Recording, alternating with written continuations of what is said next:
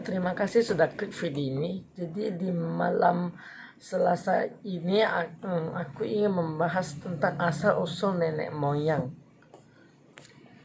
Aku post tiap hari Selasa, Kamis dan Sabtu jam 7 WIB. Stay tune ya teman-teman. Indonesia adalah bangsa yang memiliki keberagaman yang sangat banyak dan unik. Terdapat lebih dari 3.000 etnis atau suku bangsa yang mendiami berbagai pulau di Indonesia.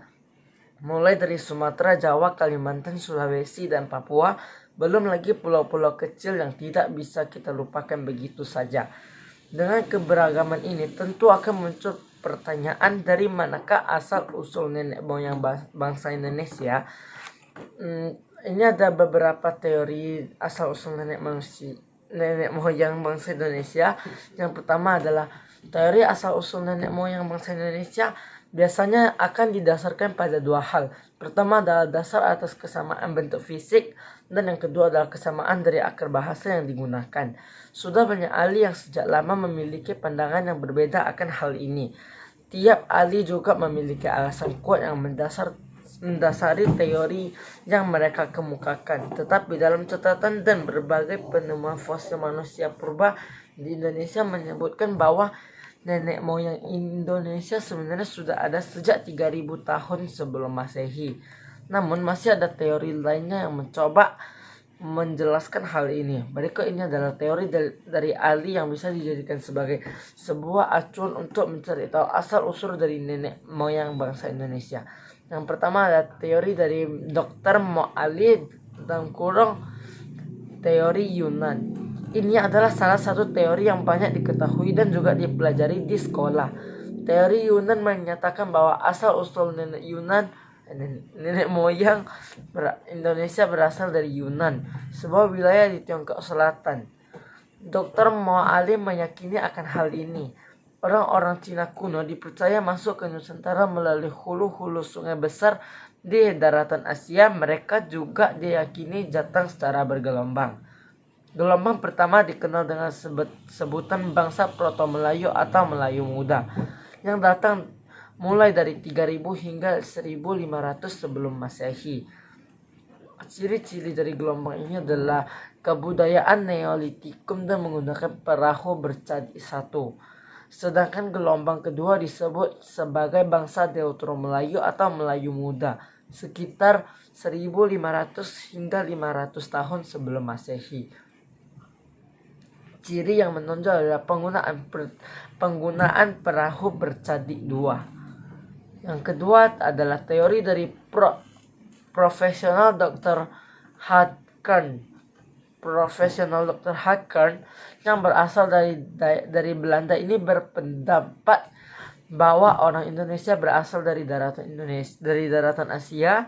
Dasar dari pendapat beliau adalah pada kesamaan bahasa yang digunakan. Menurutnya, orang yang hidup di wilayah Indonesia, Polinesia, Melanesia, dan Mikronesia memiliki kemiripan bahasa, yakni bersumber dari rumpun Austronesia atau berasal dari Austria. Bangsa Indonesia berasal dari salah satu daerah yang menggunakan bahasa Champa, bahasa yang kini dipakai di Kamboja. Kern menemukan banyak kesamaan istilah geografis, istilah binatang, dan nama alat perang kuno yang pernah digunakan. Yang berikutnya adalah teori dari Profesional Dr. Sangkot Marzuki. Nenek moyang bangsa Indonesia berasal dari daratan Austronesia, berasal dari Austria.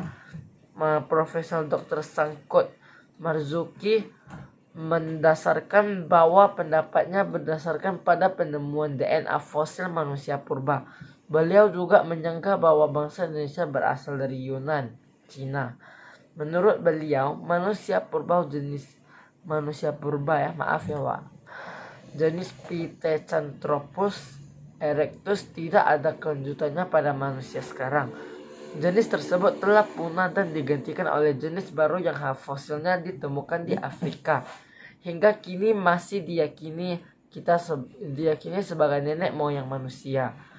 Yang Berikutnya adalah teori dari profesional Muhammad Yamin. Teori ini mencoba untuk menyangkal teori-teori di atas. Beliau berpendapat bahwa orang Indonesia berasal dari dalam Indonesia sendiri, bukan berasal dari luar. Salah satu hal yang coba dijadikan sebagai bukti ulama dan fosil-fosil manusia purba dan artefak yang ditemukan di Indonesia lebih lengkap dan banyak dibandingkan fosil yang ditemukan di luar negeri. Misalnya saja temuan Pithecanthropus soloensis dan Wajakensis yang tak ditemukan di daerah Asia lain, termasuk wilayah Indochina. Itu dia beberapa pendapat dan teori para ahli mengenai asal-usul nenek moyang bahasa Indonesia. Sekian dari video saya. Terima kasih yang sudah menonton. Jangan lupa di like, subscribe, share, dan komen and share sebanyak-banyaknya ya.